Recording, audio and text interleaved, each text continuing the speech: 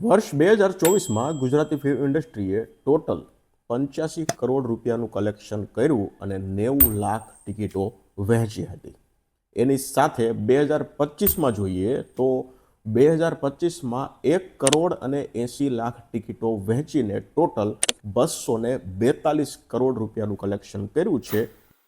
2024 કરતાં 2025નો ગ્રોસ 198% રહ્યો છે.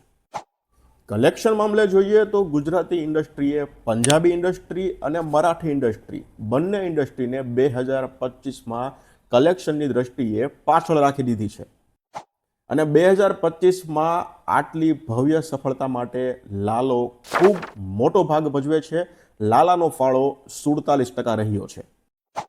લાલા પછી જો કોઈ ફિલ્મોનો સહયોગ રહ્યો હોય તો એ હતી ચણિયાટોળી, Umbaro, all the best Pandya અને વશ લેવલ 2.